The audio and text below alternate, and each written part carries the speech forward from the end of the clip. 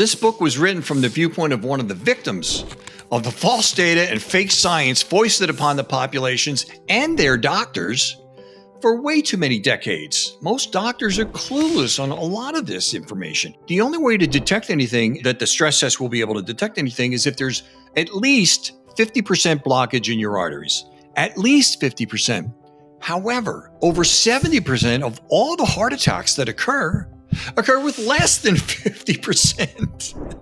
It's like, what are we doing here? What's the point? There was a study out of Johns Hopkins, not just a couple of years ago, and they found that 74% of doctors, 74% do not know how to properly diagnose or test for prediabetes or type 2 diabetes. I was like, what? And it's just such a shame, because those things are where all the major diseases start. Your heart attacks, your strokes, your Alzheimer's, your sleep apnea, your, on and on and on, your different cancers, blindness, amputations from diabetic neuropathy, and so on and so forth. So they all start with having some degree of diabetic physiology. Daniel, I thoroughly enjoyed your new book, Unholy Trinity. And to break that down, you're using that term to describe carbs, sugar, and oils. And we're going to take some time and get into each of these, starting with carbs, which is a really broad category that can describe a lot of different things. Let's talk about, when you're using that word, what you're describing. Okay, well, I know that people are going to say that carbs, sugar, and oils, what does he mean there, But you'll find out in the introduction. And basically what we're looking at is carbs. We're looking at refined and industrially processed grains, which they then turn into bread, pasta, cereal, crackers, biscuits, waffles, pancakes, chips, pretzels, rolls, pizza, and on that way, right? Tortillas and whatnot. And then we have the candy cake, ice cream, soda, fruit juice. I mean, we never had any of these. And then the oils, we're talking about, the vegetable seed oils. Now, there are a few that are okay, like authentic olive oil and that kind of thing.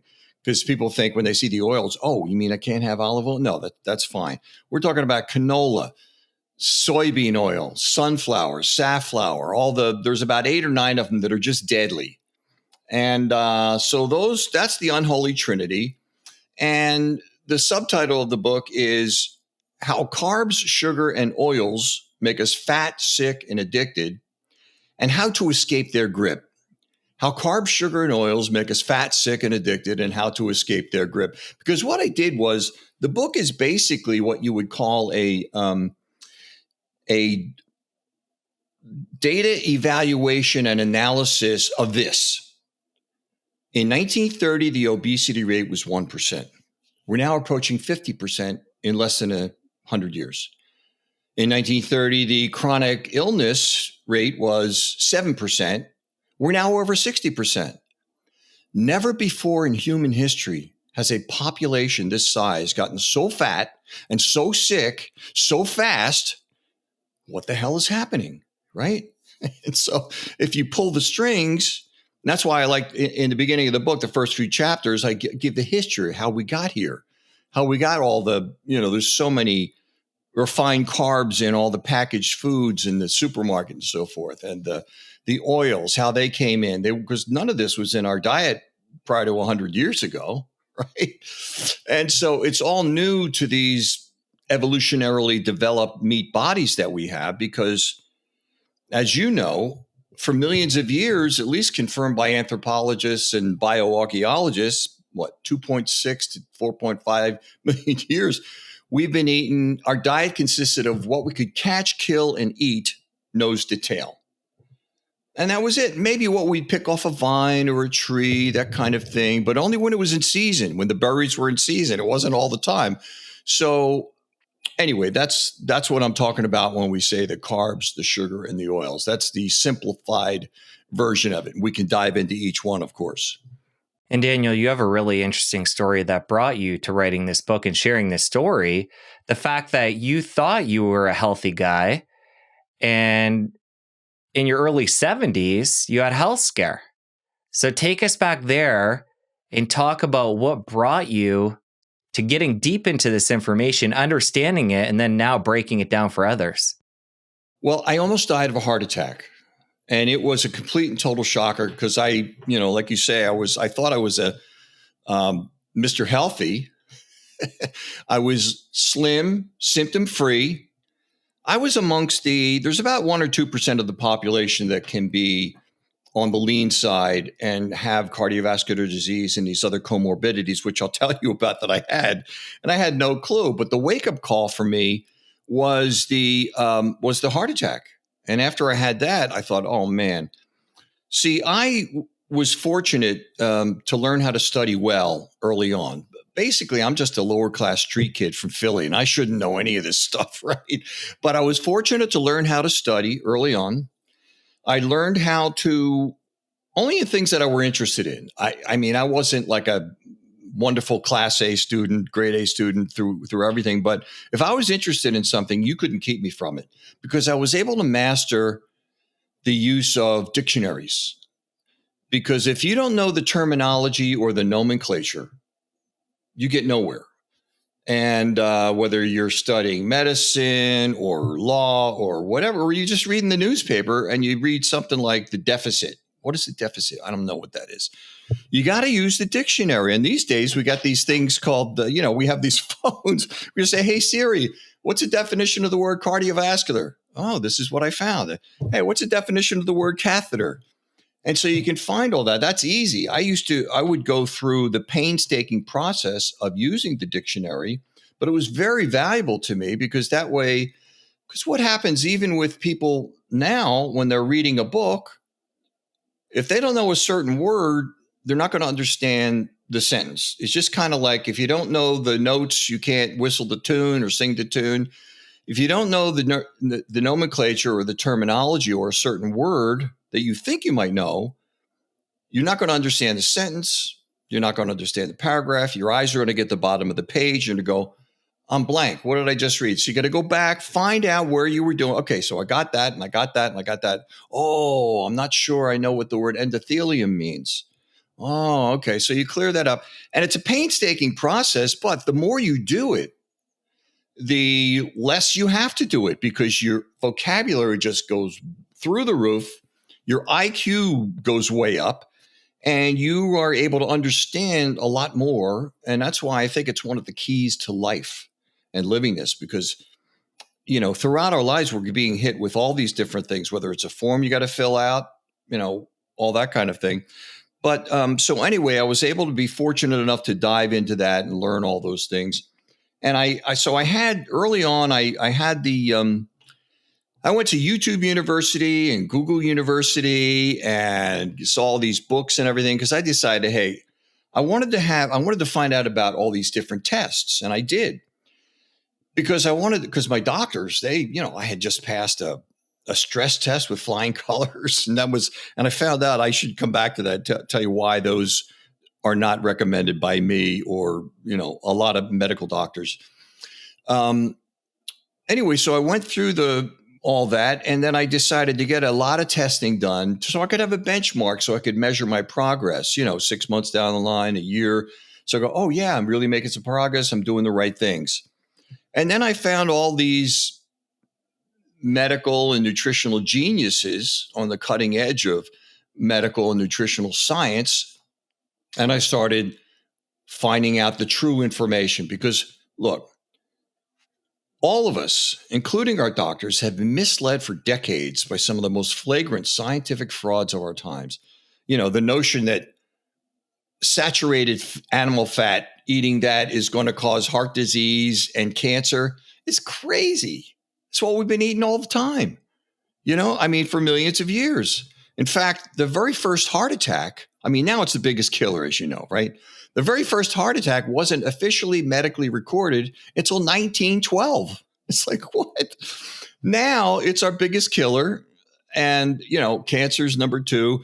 In 1900, I have all this in the book too. So in 1900, people died of infectious diseases, tuberculosis, pneumonia, that kind of thing. And it wasn't until the 50s where it became, heart disease, cardiovascular disease. And it's really interesting that's where all the fake science started. You probably know of Ansel Keys, right? See, in 1955, our president Eisenhower, he had a heart attack. And a lot of men were being taken in the prime of their life.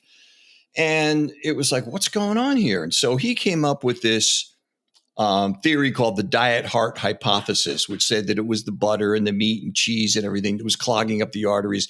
And he gave this image of kind of like it was like a shower drain, where it's, the hair and the gook and the grease and all that, and it clogs up and it's not like that at all. In fact, the plaque that builds up is subendothelial. In other words, it's beneath the artery wall. So he had it all wrong. But anyway, he turned out to be unethical, but very influential because he, to show how his science was really backwards back then. And decades later, they found out that the reason why people were falling over from heart attacks so much by the 1950s is because of the epidemic of smoking. They discovered this decades later when they discovered they had this thing called microscopy, where you snake up this teeny tiny camera so you could see what's going on in there, right, in the arteries.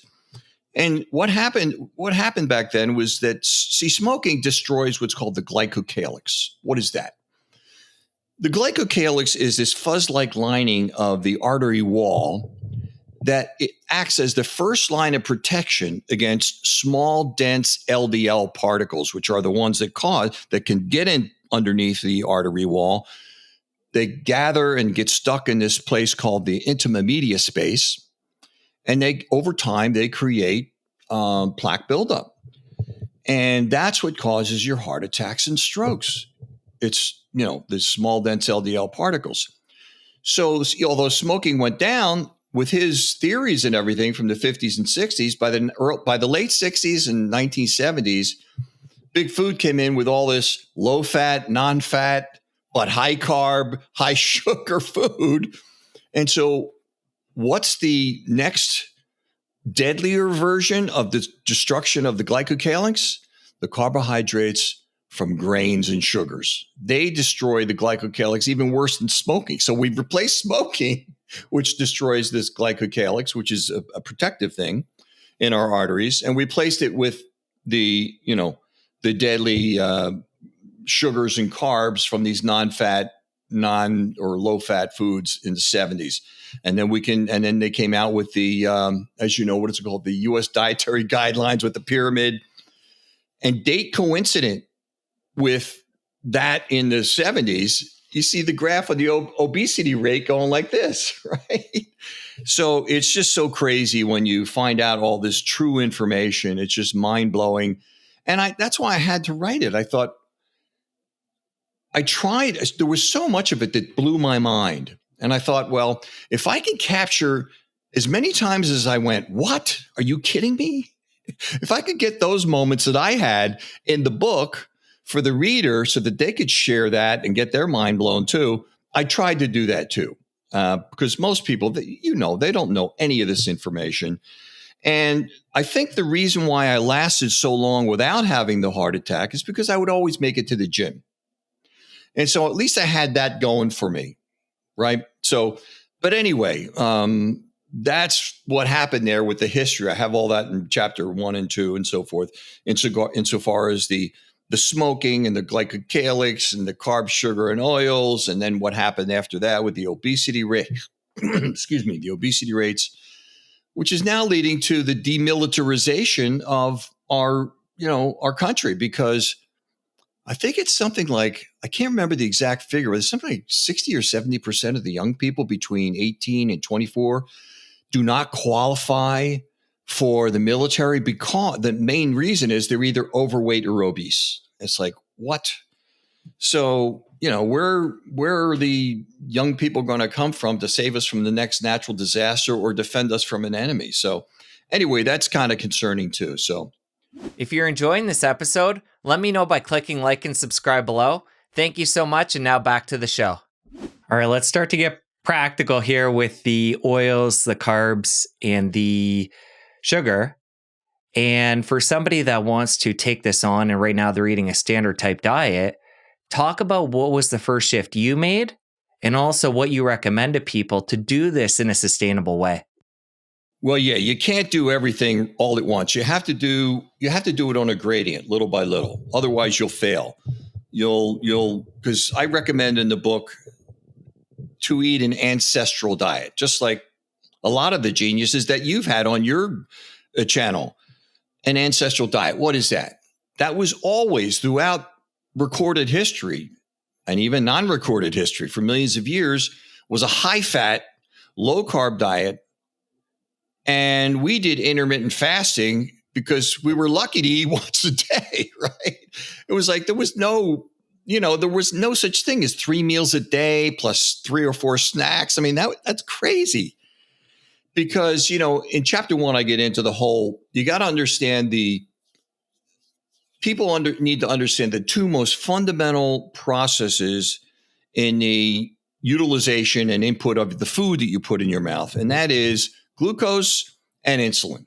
You put food in, your glucose goes up, and insulin is secreted by the pancreas to keep it in balance. If it's a little too high, it brings it down, that kind of thing. So that's a perfectly workable thing. But if you're eating multiple times a day and you're eating the wrong foods that shoot the blood sugar sky high, you're going to be pumping out that insulin like crazy, and you're going to create what's called hyperinsulinemia, which is just a fancy technical term that's it just means too much insulin in the blood. Hyper, too much, insulin. Emia means in the blood. Hyperinsulinemia. Hyperinsulinemia is what leads to inflammation. And even 20 years ago, was it 2004, Time magazine had a cover story. What is it? The secret killer or the silent killer. The connection between, I'm paraphrasing now, it was something like the connection between inflammation and heart disease, cancer, Alzheimer's, blindness. I mean, it goes on and on, because the hyperinsulinemia, what happens is it leads to prediabetes and type 2 diabetes. That's what it leads into. So that's why and then you have your obesity come on. The first sign of being pre-diabetic or type 2 diabetic is being overweight or obese. But like I said, there's a small percentage of the population, like 1 or 2%, that can be on the lean side and still be diabetic. That was me. I was a raging type 2 diabetic, and I didn't know it because there's no symptoms, right? There's no symptoms for any of these things. I was like Dr. Peter Attia. He got his type 2 diabetes from drinking so much Gatorade. And, he was like an incredible athlete with all the triathlons and all that. And I got mine from eating way too many carbohydrates, because I didn't know that. See, I was totally sold on the propaganda and the BS of heart healthy whole grains, air quotes, heart healthy whole grains, because I didn't know that these grains, they turn into sugar when you put them in the body. I mean, wheat raises the blood sugar higher than table sugar. It even raises it higher than a Snickers bar. Right? It's just crazy, and people don't know any of this information. So that's why I wrote the book. I said, I need to write this for like Uncle Joe or my brother Dave, who are not, they're not technically inclined. I mean, I'll tell about the study. I'll say this many people over this many years, and this is what they did, and this is the results. So stop doing that thing. Stop eating that thing. Stop putting that in your mouth, because this is the dangerous result that you will get. And my book has more scientific references and citations than any other book out there. It's just good, because I knew I needed that backup, right? And even in the beginning of the book, right after the introduction, I have a page that says important note. And I say, look, I know you might be thinking, without formal university credentials in medicine or got in chemistry, why the hell should I trust you? I say, look, don't. None of this is Daniel's opinion. None of this is my opinion. This is all randomized controlled trials, meta-analyses. This is what the best of what 21st century science has to offer for your health and wellness and longevity. Use it and fix yourself. I did. You can too. Daniel, I want to highlight something you brought up there, the insulin resistance, which is such a core theme of your book. The fact that the issue starts when we're having too many carbs or we're having them too frequently causing that glucose to spike in the body, causing insulin to spike. And then you took it to the next step and talked about the inflammation, which leads to the chronic disease. Just a really important concept that we're going to keep coming back to throughout our chat. Yeah, absolutely. Well, the thing is that now this was not my discoveries. Again, I'm not the scientist. I'm a citizen scientist, but I am not the doctor or the scientist. I am able to read anything just like any doctor can.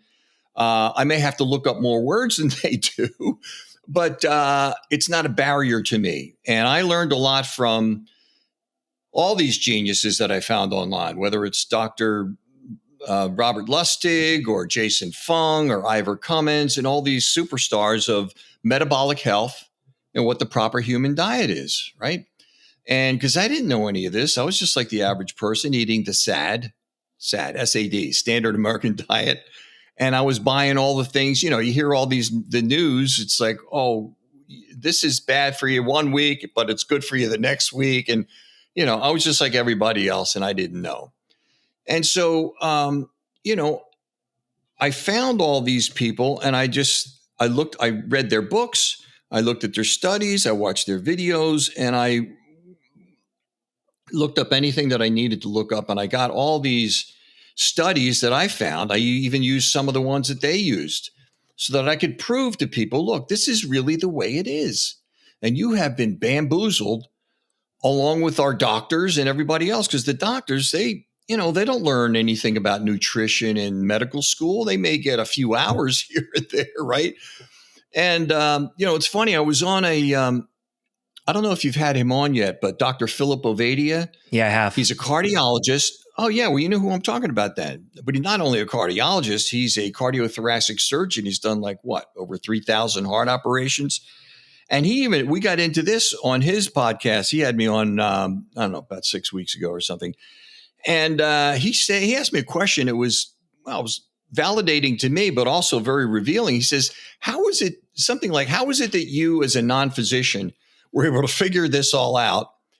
And 99% of doctors either can't or won't.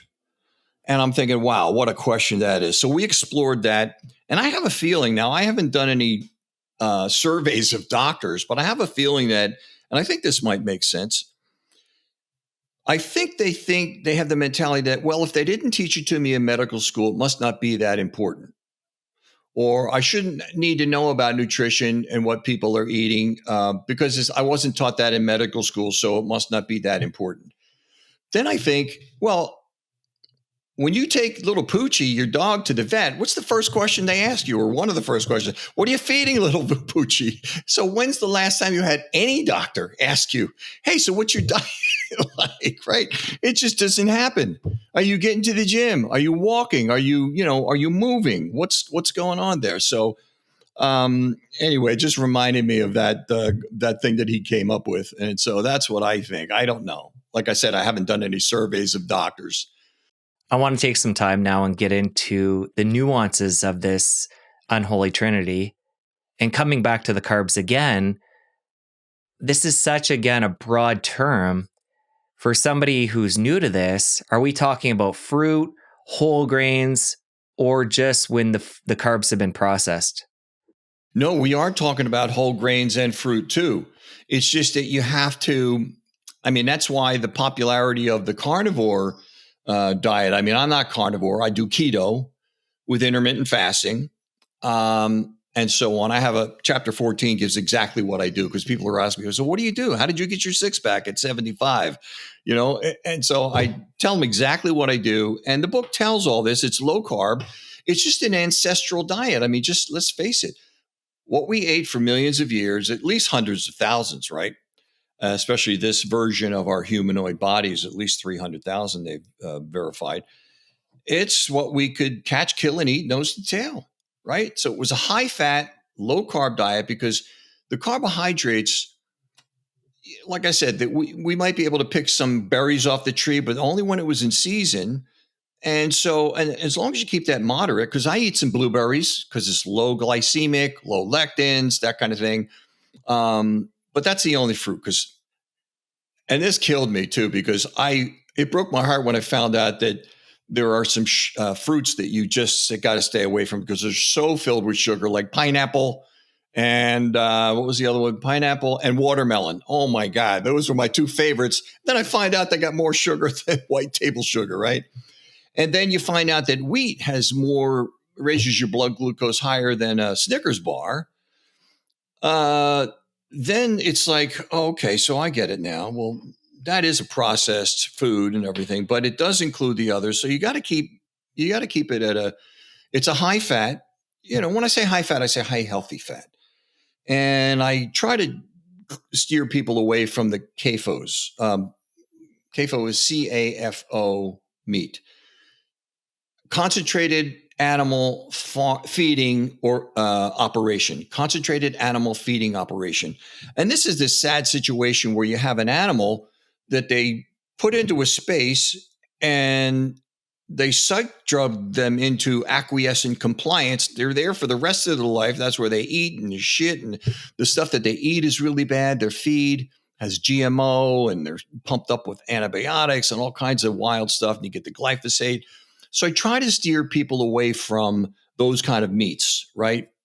Like at all your fast food places and everything. And I try to steer them in the direction of what is the result of regenerative farming, which is your grass-fed, pasture-raised beef, wild-caught salmon. You don't want to get the farm-caught because that's where you got a lot of poisons in there. And that kind of thing. Pasture-raised, organic eggs. So it costs a little more, but the bonus is that when you eliminate the snacks and all the bad stuff, you can more easily afford to buy the grass-fed, pasture-raised beef, eggs, wild-caught salmon.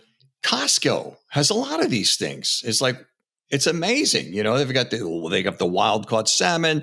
They've got a lot of really good organic foods there where you can not have to spend a lot of money. So I steer people in that direction of the ancestral way of eating and also doing some intermittent fasting. And I have all that in the book, as you know. I have chapter 8. It's all about the science behind it. Why does it work so well? Why do our human bodies respond so well to it? And that kind of thing. So what I do is I recommend people first not go overboard. If you're the average person, you're eating 3 meals a day plus 3 or 4 snacks. The first thing you got to do is get rid of the snacks. And you do it one by one. Get rid of 1 snack, then get 2 snacks. And the easiest way to get from point A to point B, meaning from one meal to the next without indulging in a snack, is you load it up with a healthy fat, because fats are very satiating and they fill you up and you feel more satisfied. And that way you can more easily get from lunch to dinner and that kind of thing. So you want to have some eggs or beef or whatever animal food you want there. And so you eliminate the snacks. And then the first thing you want to do is eliminate breakfast, because most people are not hungry in the morning anyway, and they eat out of habit. And believe me, Big Food has lots of, bagels and Fruit Loops and Pop-Tarts and everything to sell you. So all of that is available to you. But, you got to eliminate all that, because you got to have the wake-up call. But unfortunately, I think most people are not to a point where they've reached need of change or demand of improvement of themselves. They haven't had some kind of, because they have no symptoms. That's why I encourage testing in the book. You have to test. And I asked, as you know by now, Dr. Ford Brewer. He is an internationally acclaimed preventive medicine expert out of Johns Hopkins. And I got in touch with him because he's a genius in all the testing, right? That your average doctor has no idea what they should be testing. And I asked him to write what turned out to be chapter 22. And what that is, it's the most important blood tests and labs that anyone can get, that your doctor, if you ask him for it, he might say, you don't need that. You don't need that. And the only reason he's saying that is because he doesn't know what it is and wouldn't know how to interpret it anyway, right? So, and doctors don't want to get homework from their patients, right? They don't want to have to find these things out. So if you can't get it done, I show how you can get it online. There's several labs where you can buy it inexpensively online without needing a doctor's prescription. That way, you yourself can find out if you've got something lurking and ready to pounce, or you're just fine, or somewhere in between that needs attention. Hey, I need to check out why my so-and-so is elevated. What is that? And so you get these tests, and the way it works is very simple. You go online. I have all the websites I recommend. There's requestatest.com, there's lifeextension.com, and I don't have any connection to any of these companies. And you look at their menu, and you find out from my book or Dr. Ken Berry's book, okay, I need to get that test because my doctor doesn't want to order for me, and he doesn't know what it is anyway. So I need to get that. So you pay for it. The company emails you a form, you print it out, you take it to your local lab, which is either a LabCorp or Quest Diagnostics. And there are thousands of those all over the place, by the way. So they won't be far from you. And that way they draw the blood. And then within a few days, you get your results. And that way you can see, hey, I'm okay. Or listen, I got to go to the specialist that covers this. So let me find out why is my GGT elevated. That's gamma glutamyl transferase. That's a liver enzyme, which is extremely important that most doctors don't check.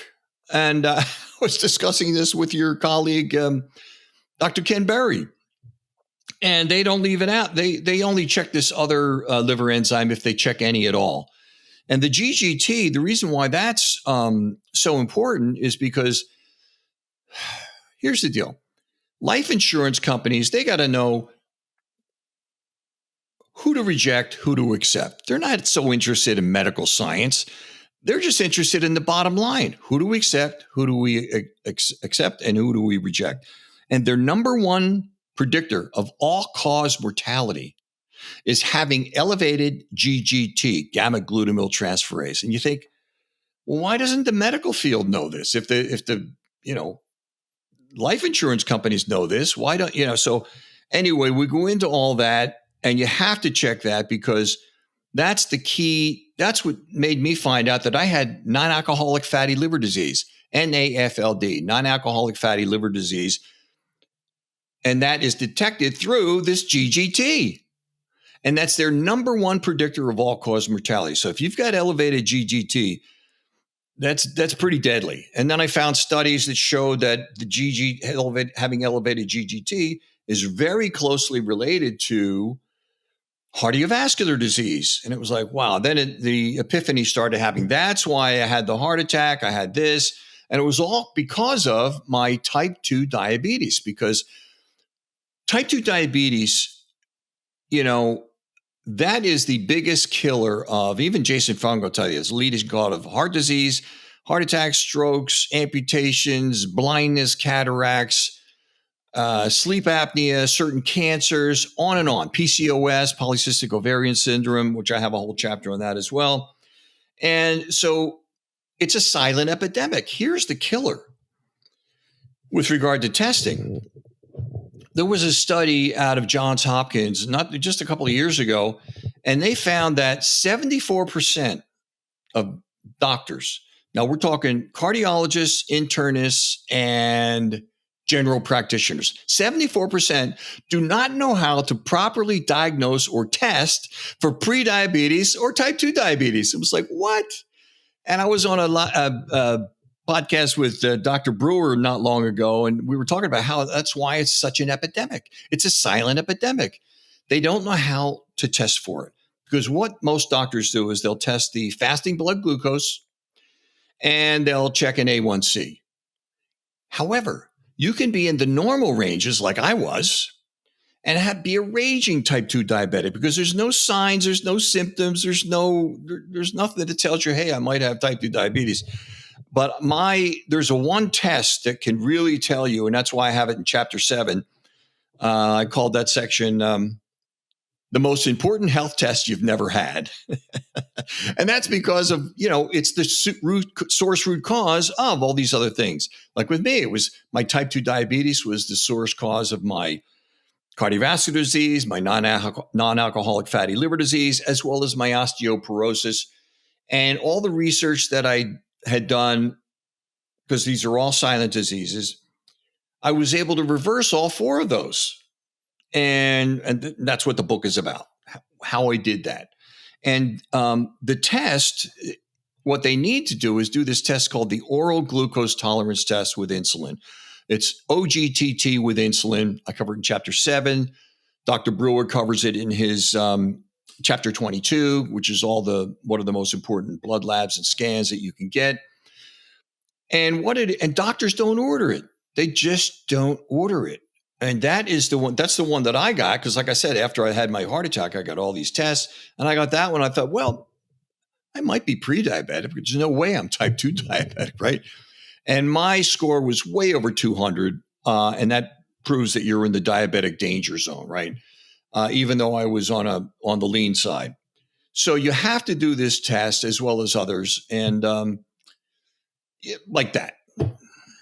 And this ties back to insulin resistance we were talking about before. The fact that this can all happen basically silently over even a decade or more as you continue to bring carbs in and spike the blood glucose.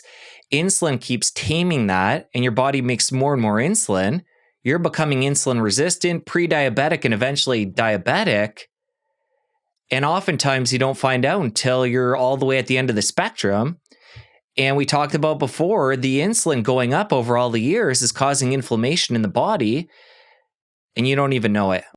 Oh my God, that's got to be a short on YouTube. What you just said, in a nutshell, that is what happens.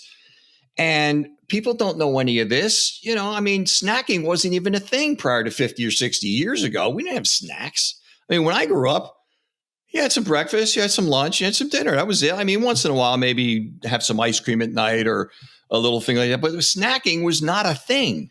And now people are grazing all day long. I think that's what they call it, grazing, And there's certain diet plans to lose weight that have you eating 5 or 6 times a day. It's like, what?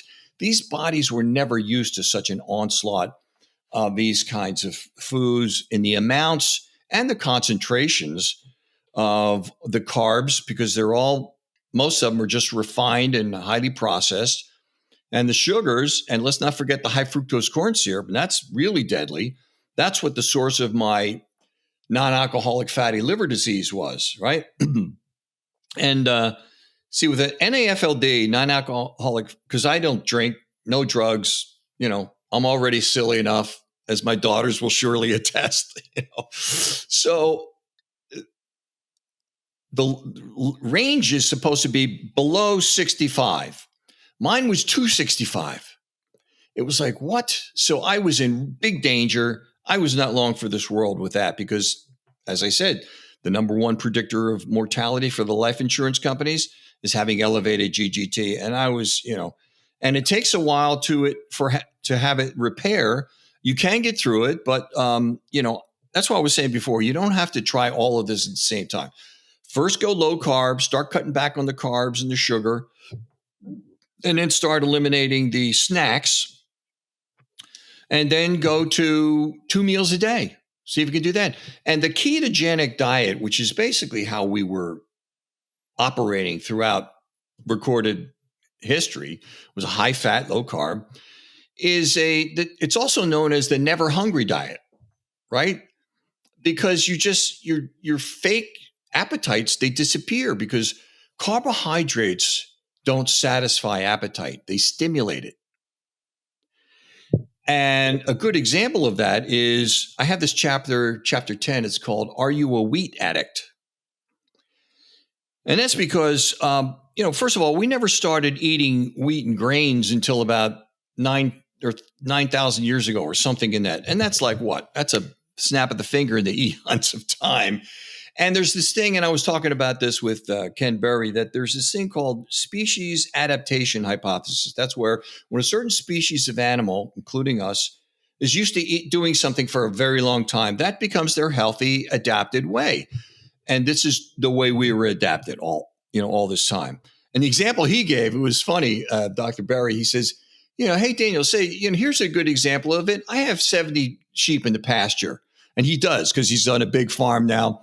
And if somebody came along and said, hey, we got this new food that we made up in the factory, that these sheep, they shouldn't be eating the grass and the wheat. They should be eating this new food that Purina came up with and got a patent on.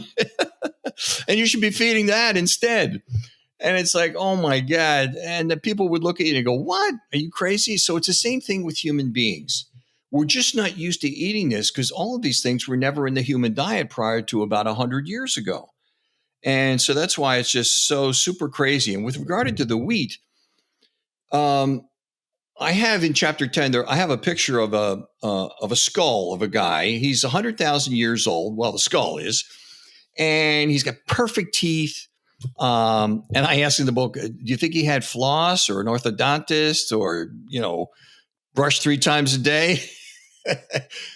No, see, what happened was after they started eating wheat about 9,000 years ago, everything changed.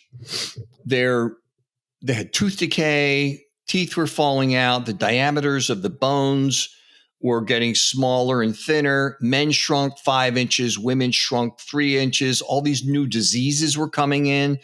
It changed everything. And then when you move forward to the 60s and 70s, Big Ag came along and they changed it all because up to that point, it grew to shoulder height, right? Amber waves of grain and all like that. What they did was they reconfigured it. They had this thing called chemical mutagenesis and radiation mutagenesis. And that amps up this chemical called gliadin, Gliadin, gliadin. What is that? Well, gliadin, that it attaches to the opiate receptors of the brain. It doesn't get us high or relieve pain. What it does is makes us crave more of the things that have grains in them, like the bread, the pasta, the cereal, the biscuits, the waffles, the pancakes, and all that. And that's why it's so deadly. And people have an addiction to that. And that's why I recommend when you're first coming off of those things, because they're besides all the carbs and sugar that's in them, because a lot of them, the big food puts high fructose corn syrup in a lot of them. You need to amp up your B vitamins, drink plenty of fluids. It's kind of like you're on a withdrawal for a couple of weeks. You will get through it and you won't have those cravings anymore. I'm telling you, it's just a wonderful experience once you get there. You don't have the hunger anymore because, like I said before, it's, carbohydrates do not satisfy appetite. They stimulate it. Throughout our conversation here, I'm getting a pretty good idea of your diet, what you're eating, when you're eating. I know you're keto and you're big on intermittent fasting. I think at this point, it'd be good to go through a typical day, talk about what you're eating, when you're eating it. And when you're in that fasting period, depending on the person, I know certain people are allowing certain things within that window. And from your book, I know you make a fatty coffee. So take me all the way back to when you wake up. Take me through a day and just to give us a better picture of what that looks like. Here's the deal. So I get up in the morning, maybe have some water, a little bit. And the only thing that I'll eat all morning is I'll make this, I have one 12-ounce mug of coffee. It's organic coffee. And one thing I can mention here, I have all of this in the book, is that you want to go organic when it comes to coffee because most coffee, it's the most sprayed with pesticide crop in the world. I mean, it's just, if you're not having organic, you're getting all that in there. So you want to always go with organic if you can. Sorry, Starbucks. But anyway, so you want to do that. I have that. And what I do is I put in this MCT oil powder. You could put in MCT oil.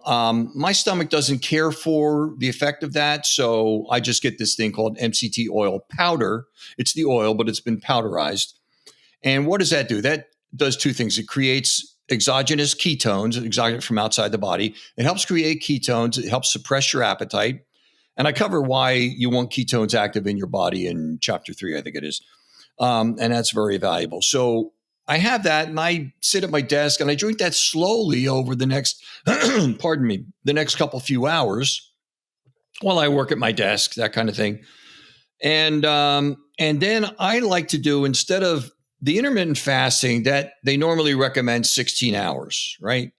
I do 18 a day. So I don't know, because I read all of the amazing benefits from it, which I have in chapter 8. I cover intermittent fasting and this process called autophagy and why it's so amazing for the body and killing cancer cells and all kinds of, it's just, wow, raises your HGH. It's just, you got to read chapter 8 just for that. It's just amazing what autophagy does. So I do 18 hours a day. And then what I'll do is mid to late morning, I'll go to the gym and work out because, and I have all this in chapter 9, which is everything you need to know about exercise is in chapter 9. Because what they found is when you do fasted exercise, well, first of all, it's been a secret to Hollywood trainers for a long time to do fasted exercise. I mean, that's how, what's his name? The Wolverine, Hugh Jackman, that's how he got completely ripped because he did the 16-hour intermittent fasting and a low carb thing. And then he just got, well, you see, I mean, he just got crazy ripped.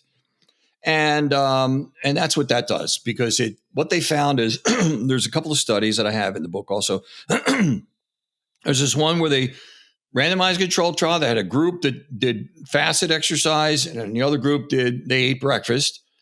And they followed them over a period of time, and they found that the ones that did fasted exercise lost 300% more fat adipose tissue than the other group. 300%, that's huge, right? More fat tissue just disappears. And so that's the way to go. And it's easier to do if you're doing keto and that kind of thing, because again, it's also called the never hungry diet, right? So I do that. I'll spend maybe 60 minutes there. And I don't go every day because I don't have time for it. You know, I'm like you. I'm busy. I got places to go, people to see, and all that kind of stuff. Mostly in front of my desk, but So I do that, and that really helps a lot. And then I'll come back. I'll have my first meal of the day, which is usually some eggs with cheese, maybe some crispy bacon, that kind of thing. So it's a high fat, low carb.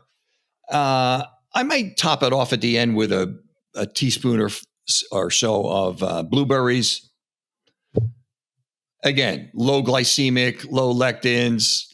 It's kind of, satisfied any sweet tooth. Not always, but I do that. And then that'll see me through till dinner. And I like to eat beef. Usually, one time a week, I'll have the salmon. But I'll have beef, and I might have once in a while some asparagus, which are very low lectins. And I don't know if your audience knows what lectins are, but I cover that in chapter 11. It's called Perilous Plants and how dangerous all the plants can be. I don't want to get into that right now. But anyway, so I'll have that. And then sometimes I'll have as a dessert, I'll make this low carb, sugar-free keto granola that I'll put maybe some berries, and I'll use this yogurt that I make myself. I have the whole recipe in chapter 23. It's called, oh my God, I'm still so impressed with the research I did on that chapter 23. It's called Maximizing Gut Health. Wow, the wonders it does for, and I got a lot of that data from Dr. William Davis, cardiologist. He wrote a book called something several years ago on the gut.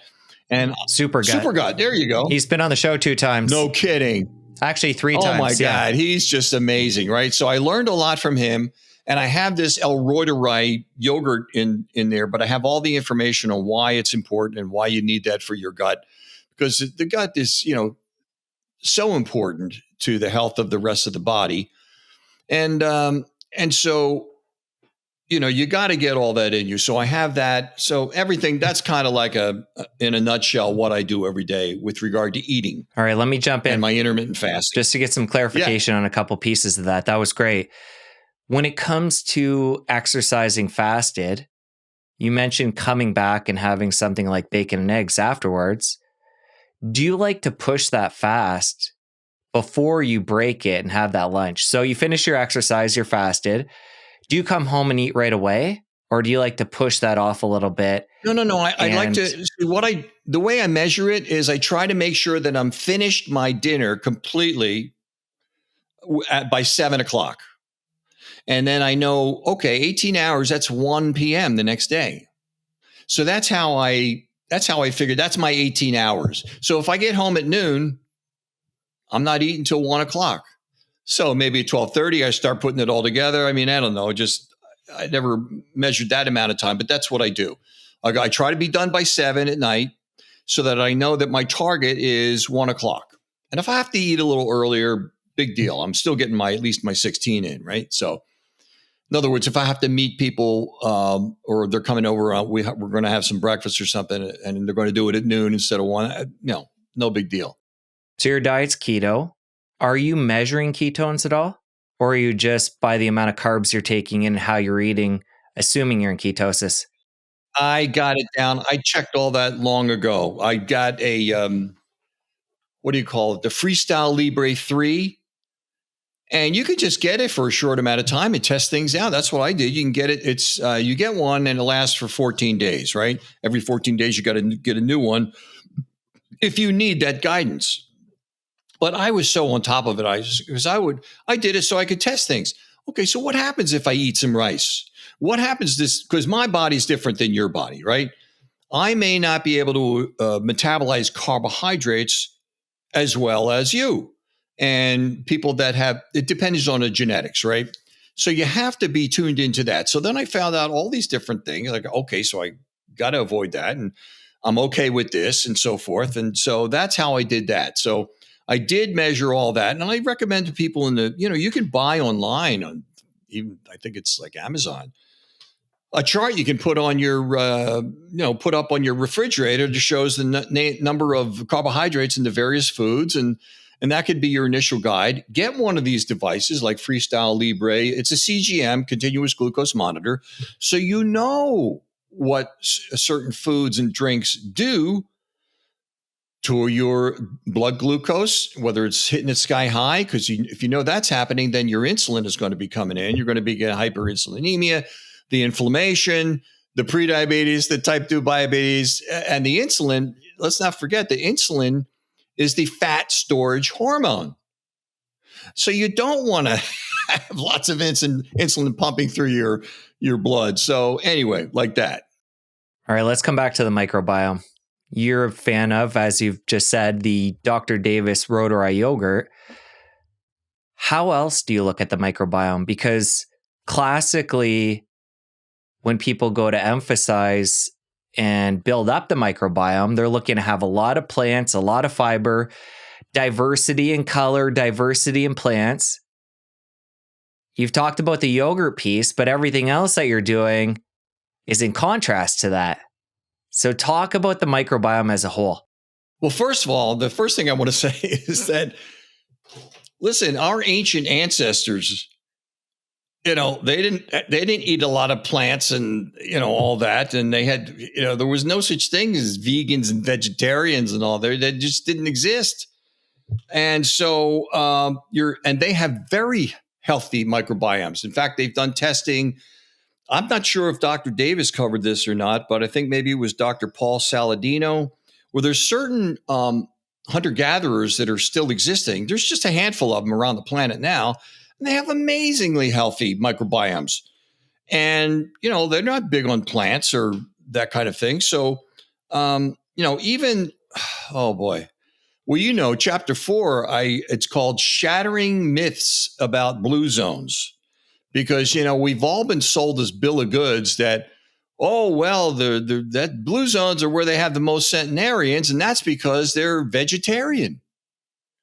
And what a complete bunch of BS that is. I cover all that and debunk all that in chapter 4 because just as one example, this is Dan Buettner. He's got some good data in his books and so forth, but he came up with these 5 blue zones. And Okinawa, for example, that has the most centenarians and super centenarians. Super centenarian is somebody that lives beyond 110, right?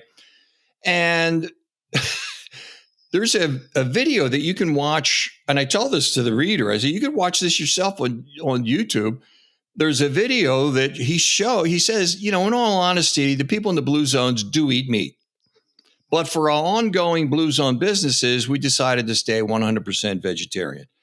So this was like a business decision, right? And so, and I even put in parentheses, I say, so all this time we've been led to believe that the vegetarians or the blue zones are vegetarian. And that is why they had so many centenarians, because what they did was they did a survey on Okinawa and they ate tons of pork and fish and everything else. There were no vegans and vegetarians found amongst any of the centenarians or super centenarians. And it's like, whoa, so anyway, that's a whole other thing. And I don't want to mock his work or anything, but if you really dig deep down into it, we don't need these plants. And I mean, not that it's going to harm you or anything, but you can't just leave those alone. Anyway, that's the long answer to your short question there. And you talk about in the book, you actually had a period of your life you were vegetarian. Yeah. When was that, and what did that do to your health? Oh, that was several years ago, but that's the time when I put on weight. I had ballooned up to another, like I was an extra 10 pounds, and I was starting to get a gut because I don't know. I mean, I'm sure there are exceptions to this, but every single vegetarian and vegan that I've met, they eat tons of carbs. And it's not always, I mean, despite what they call themselves, vegans and vegetarians, they're eating the chips and the popcorn and the bread and the pasta and all of that is like, they're pouring that in there, and they may eat their salads. I mean, I like salads too. They're just not eating all of the veggies that they proclaim that, according to their title, that they say they are. And maybe there are some people who are doing that, but it's very evolutionarily inconsistent with how these current meat bodies that we all have are used to eating for hundreds of thousands, if not millions of years. And that's not just my opinion, but that's what anybody that studies anthropology or bioarchaeology, that's what they'll tell you. Because the grains and the beans and all that, those were reserved. I ask in the book, I have chapter 12 where I cover the CAFOs that I talked about. And I go into the whole regenerative farming and why that's preferable.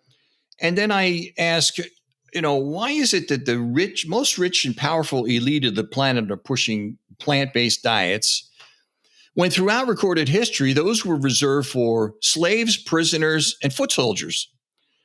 The Romans, they marched on barley. The elites always had as much meat as they wanted.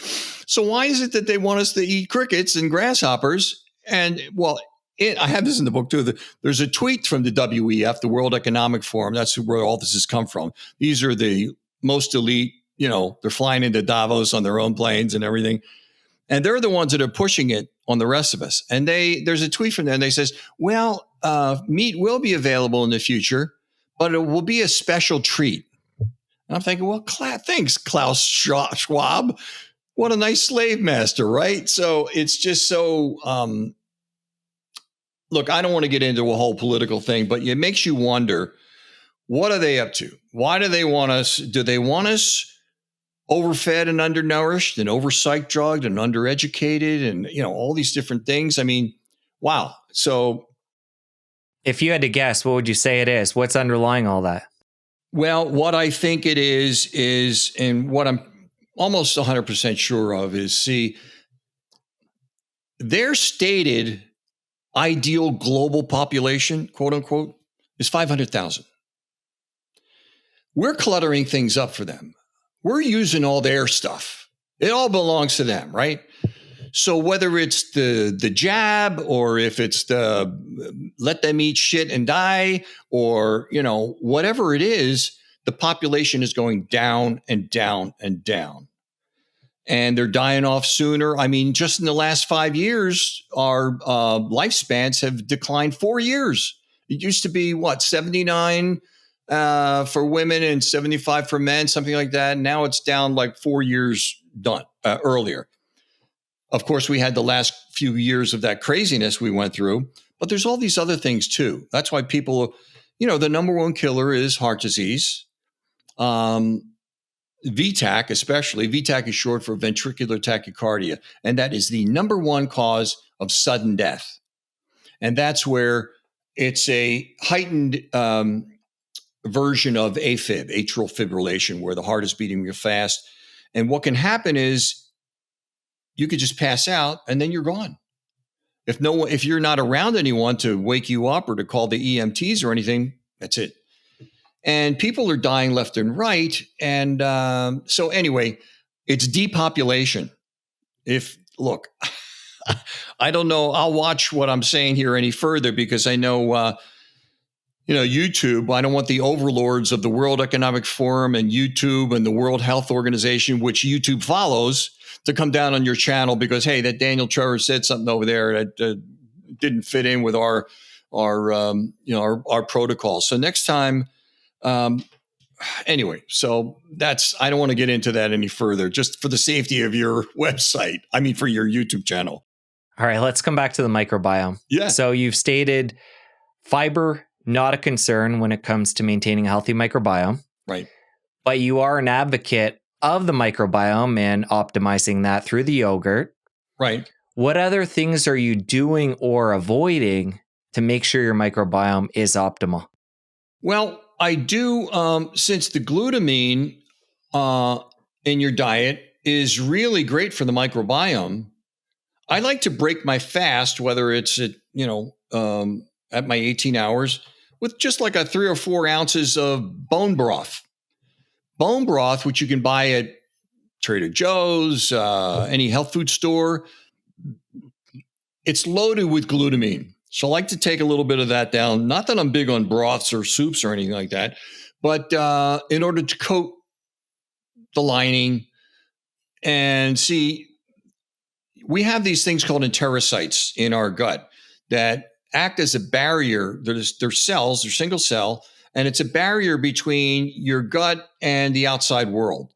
And if you get a leaky gut, it starts to separate and all the toxins can leak through, and then a lot of problems can happen. And this, the glutamine can really help solidify and bring that together and keep it together. So that's why I do that. And I have that in the book too. And the good thing about what I have there is I put together, first thing you want to do is there are several places online that you can test your microbiome to see what you got going on. There are different families that you maybe have too many of the, CFUs, colony forming units, of these different bacteria and microbes. And maybe you have not enough of some of them. There's a couple of companies where you send them a tiny sample of your poop, and they put it through their AI and they analyze it and everything. They'll send you back like, hey, listen, you're way over. You've got SIBO, that's small intestinal bacterial overgrowth. You've got this, you've got that. And, these are the foods you should avoid. These are the foods you should add. Now, I can't always say that you need to follow their recommendations, food, because if it doesn't make sense to you or if it goes against what you're following, then skip it. Find another way to do it. But at least you want to get an idea of, okay, I've got way too much overgrowth of fungi or this or that. And that way, you've got work to do, because a lot of the diseases in modernity are originating down there. I mean, it makes sense. That's where the food's going, right? And so like that, you would want to do some testing. I have what the companies are. And again, anything in the book that I recommend, I don't have a financial connection or interest to in any way. So you want to get those tests, one of them at least. And then you know exactly where you stand, just like with anything. Just like you want to get some of the tests. You want to get the OGTT with insulin to find out if you're a raging type 2 diabetic like I was. if you don't know, because there's no symptoms. There's no symptoms. And again, like that stat I told you before, 74% of doctors don't know how to properly diagnose or test for prediabetes or type 2 diabetes. And it's just such a shame because those things are where all the major diseases start. Your heart attacks, your strokes, your Alzheimer's, your sleep apnea, your, on and on and on, your different cancers, blindness, amputations from diabetic neuropathy, and so on and so forth. So they all start with having some degree of diabetic physiology. And that's why your glucose and your insulin are so extremely important. And you got to make a 45 second or a short on YouTube with what you just said earlier, because it's perfect. Sounds good. So other than the fermented yogurt, are you consuming sauerkraut, kimchi, any other fermented foods for the microbiome? I don't, but I recommend those. I just don't have the taste buds for it. See, what you need to do, one of the things that I recommend in the book is that the first step is to recognize, okay, I am addicted to this, and this, and find out what those things are. And you need to find a substitute for them. And there are delicious, wonderful, healthy substitutes for all of those things you're addicted to.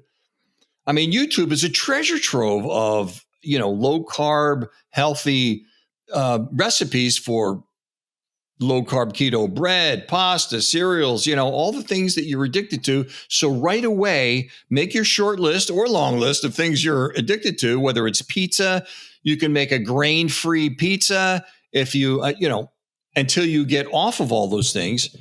And then you make your transition. So find the substitutes right away so that you're not, because you won't, most people won't last. They say, oh my God, how can I, what am I going to do? I even joke in the book, I say, after I tell them all this, I say, okay, so if you're just finding this page again after throwing this book across the room with a well-chosen obscenity aimed at the author, I have good news.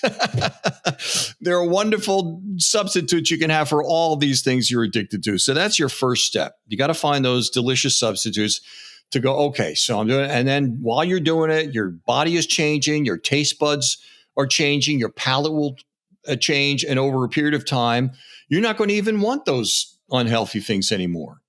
Right? So, last piece on the microbiome. How do you feel about probiotics, supplements? Well, I guess they're good, but you don't really need them once you do this yogurt. I'm telling you, I used to spend a lot of money on these very expensive probiotics, where you can get them these days in 50 billion, they're 5 billion, 10 billion, 50 billion. When I say billion, they're talk CFUs, colony forming units. But when you make the yogurt and you just eat a half a cup a day, you're getting like 260 billion, just in that one. So you're getting plenty of all that, and it covers it heals everything else. So I'm just fine with that. So I don't even bother buying those things anymore. And the yogurt is just really simple to make too. It takes like 5 minutes to throw together. I have all the instructions, and there's 3 ingredients, and you get them in there, and you get an instant pot or a yogurt maker, and you have to ferment it for 36 hours. And that's the miraculous part of it, because most, or if not all, of the yogurts that you buy commercially, they're only fermented for 4 hours to speed up production, right? Where you do 36 hours, it's kind of like it goes exponentially. It's not until the last 6 hours where it goes. If you look at the graph, it's going across they're building the CFUs, and then at the last 6 hours, it goes boom like this. And I have a graph that is just like that, where it shows that if you doubled a penny every day for a month, you're going along, and you ask the little kids, hey, would you like me to give you a penny? You want me to give you $1 million or a penny every day for a month? Like, oh, $1 million.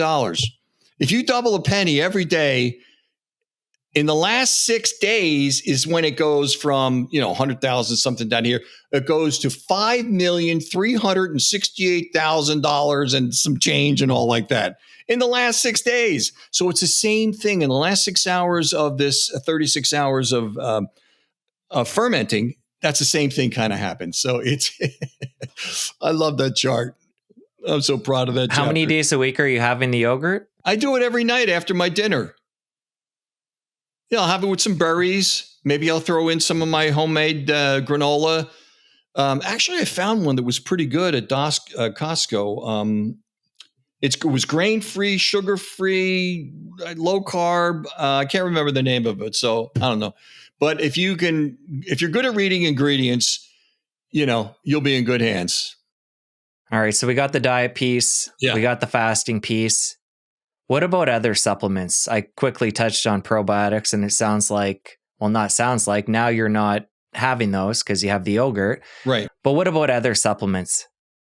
Well, I make sure I try to get all my basics in, even though I get everything that I need from my meat and my eggs and my ancestral diet. There are some things, but there are some vitamins and minerals that a lot of people are deficient in, such as vitamin D.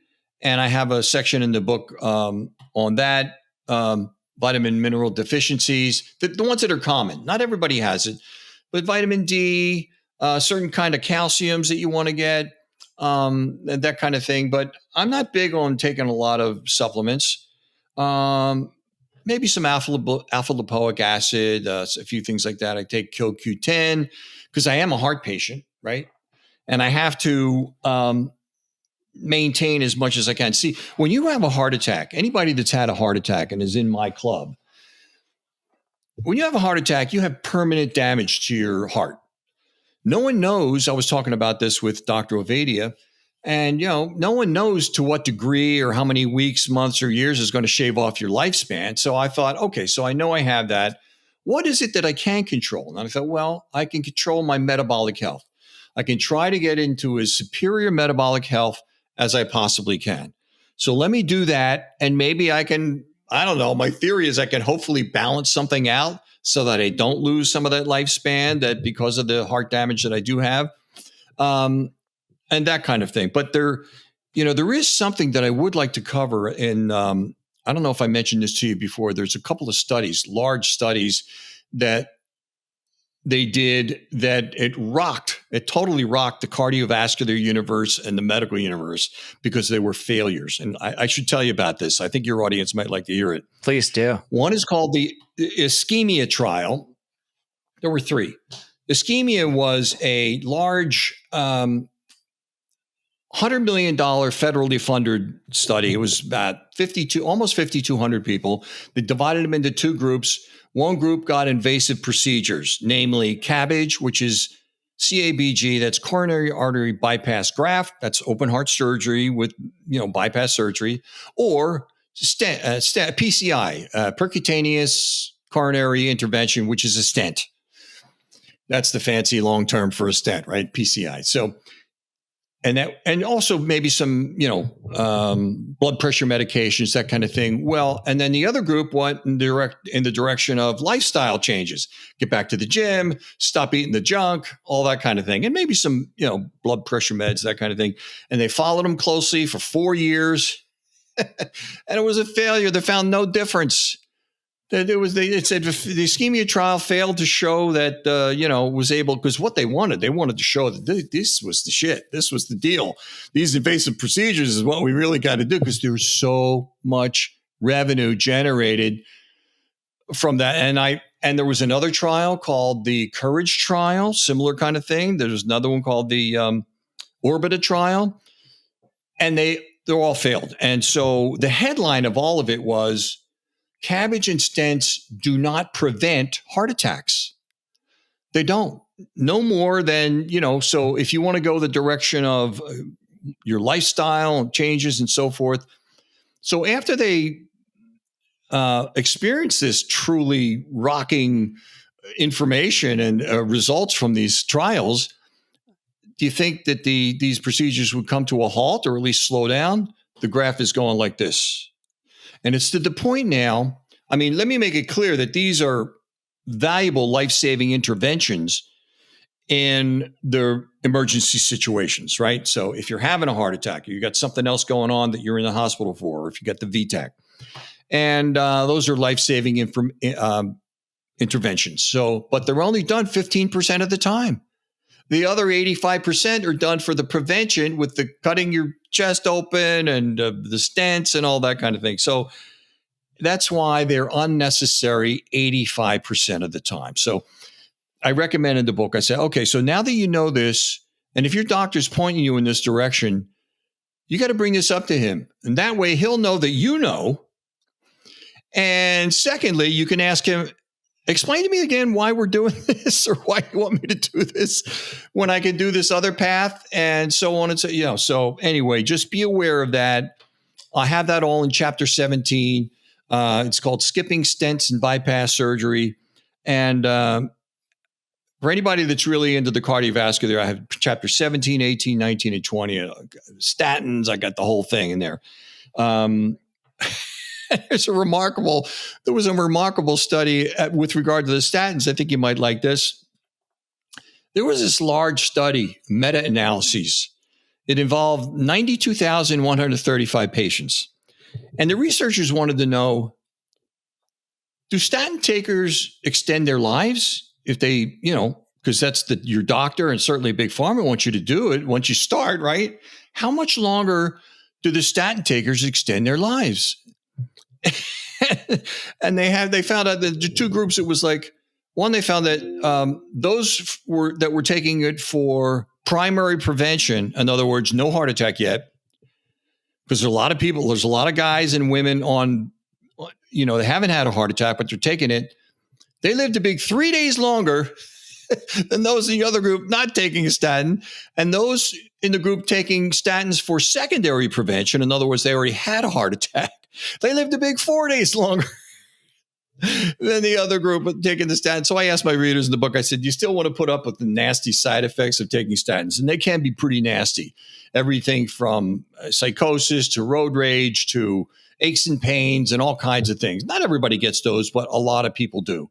And so you got to get the information because you're not going to get the right information from your doctors and that are, because they get bonuses for a certain amount of quotas that they make for all kinds of things. And I don't want to badmouth doctors because, a lot of them, they devote their lives to saving us. Every day they're in the emergency rooms. They're setting the bone and suturing up the wound, and they're, removing bullets and steering wheels from our chests, right? So they're heroes. Even my older daughter, Chloe, is a PA, and she works in the emergency room. So I love all of them because they devote their lives to that. But when it comes to the nutrition or biochemical end of it, they're pretty clueless because the medical field doesn't go in that direction. There's no profit in that. There's no money in that. So we touched on supplements. I know part of your health regime, you talk about this in your book, is testosterone injections and B12. Yeah. Talk about that and natural ways when it comes to testosterone that we can help the men boost that if they need it. Yeah. See, what happens is I have a whole section in chapter 14. I don't know if you've gotten that far in the book. It's probably 8 pages on testosterone, because what happens with us men after the age of 30, I have a graph that shows, 30, and then it starts going down. It starts to decline approximately 1% a year after that. And by the time you get to my age, at least, it's really gone down. So for several years, I found out about this from another anti-aging doctor. This is prior to my MI, myocardial infarction, also known as a heart attack. And I had been taking it probably 10 years now or something. It really does make a big difference. And you don't take it in large bodybuilder type dosages, because that can destroy your kidneys and your gonads. And it's just bad news. So you take it in these little tiny dosages once a week, once every 10 days, that kind of thing. And it really does keep your testosterone there, because they found that having low estrogen or low hormones, testosterone, that attracts the diseases of aging. And let's see if I have that here.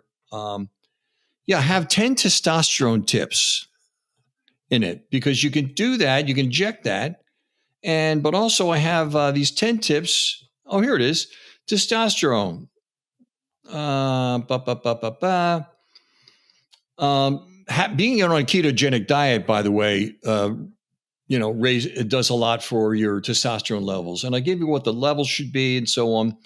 And 10 testosterone tips. The first one says you don't want low cholesterol because low cholesterol is a precursor to testosterone, and you need cholesterol to create it, to create testosterone. And by the way, when I told you about the GGT being the life insurance company's number one predictor of all-cause mortality, LDL and high cholesterol don't even make it onto their longevity predictor lists, right? So, and you don't need to ingest an excessive amount of protein. Go low carb because the carbs will raise your insulin levels, and when your insulin levels are up, you not only have a lot more fat on your body, but it lowers your testosterone. And then intermittent fasting, that also raises your HGH, and wherever HGH flows, that's human growth hormone. Testosterone follows. Exercise, that does it, raises your T. You want to avoid anything that has soy or soybean oil, like in mayo, salad dressings, diet foods, tofu, miso, protein powders, fake meats, and on and on. You want to avoid all that. You want to eat organic always because the GMO and the pesticides are endocrine disruptors, and they can lower your T over time. And they even found there was a study, number 10 shows never eat a low-fat diet. A new 2021 systematic review and meta-analysis called Low-Fat Diets and Testosterone in Men.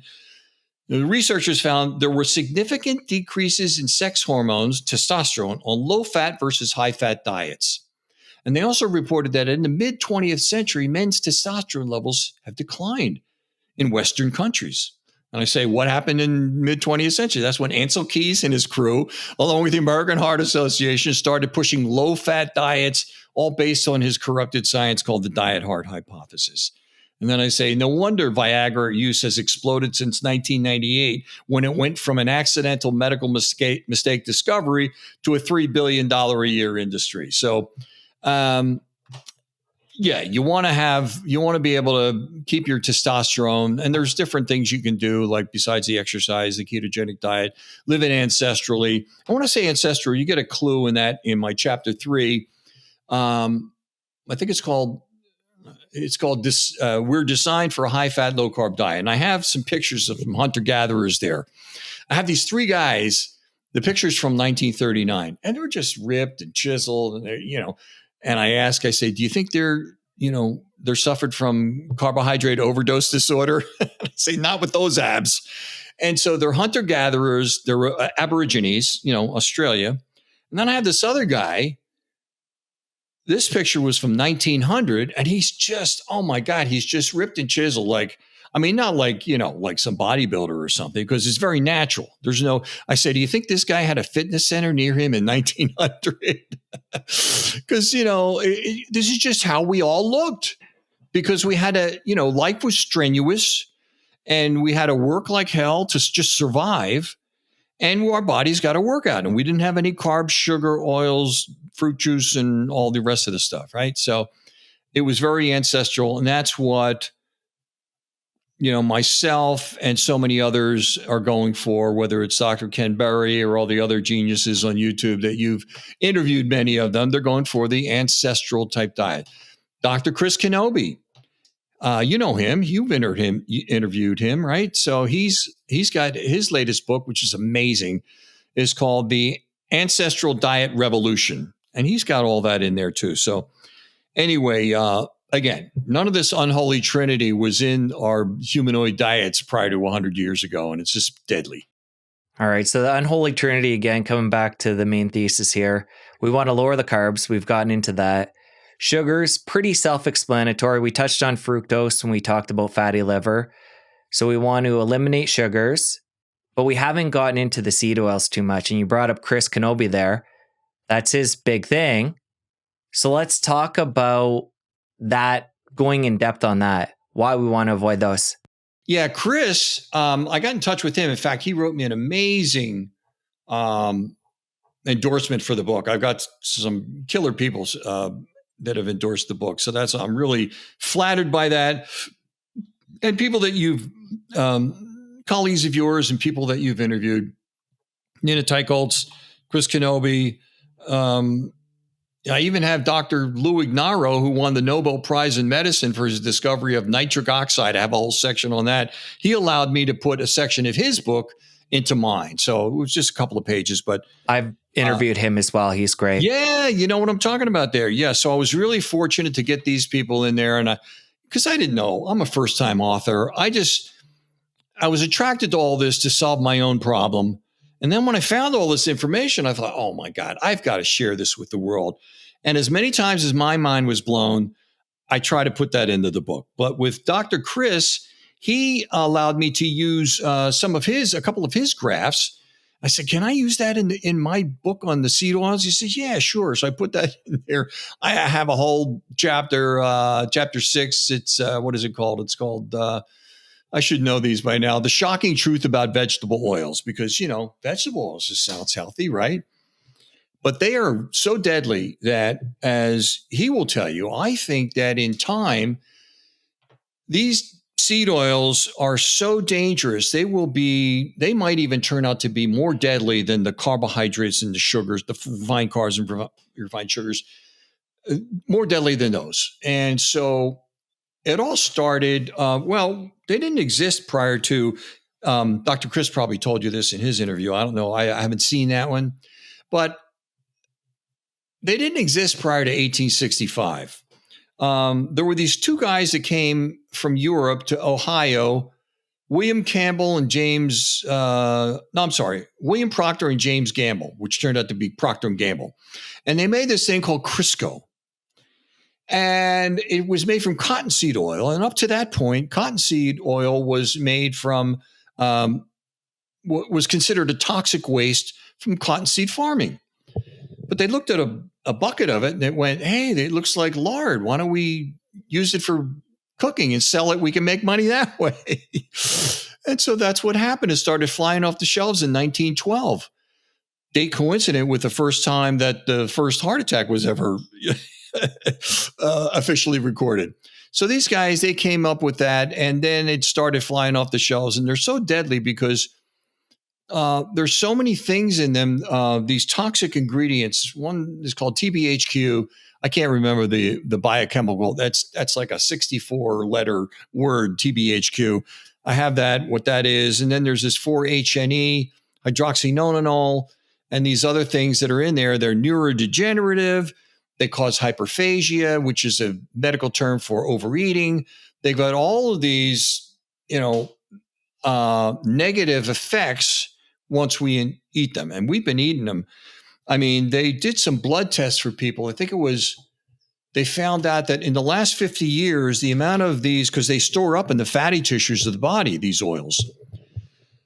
And they found that there was an increase in the last 50 years of about 40% of these oils are found in the adipose tissue. By the way, they store up in the fatty tissues just like street drugs, whether it's pot, LSD, morphine, all those, fentanyl, they store up in the fatty tissues of the body. That's why people can sometimes have these relapses, or they'll get high or again, or they just are dull, or they cause hostility. There's certain things that can, you've got to get those out of your system. These oils store up just like that, and they can affect you years later. So you got to stop getting them into your body right away. But yeah, they're really deadly. And historically, there was PUFAs, which is polyunsaturated fatty acids, come in omega-3s and omega-6. These are dangerous omega-6s, which do all the damage. Omega-3s are more like from the fish and your salmon and all that kind of thing. Your beef, lots of omega-3s there. And the ratio throughout recorded history, or of these evolutionarily developed human bodies, was usually like 1-to-1, no higher than 3-to-1. Now it's more like 20-to-1 in the human diet, in this standard American diet. 20 omega-6 to 1 omega-3. And it's just been throwing everything off.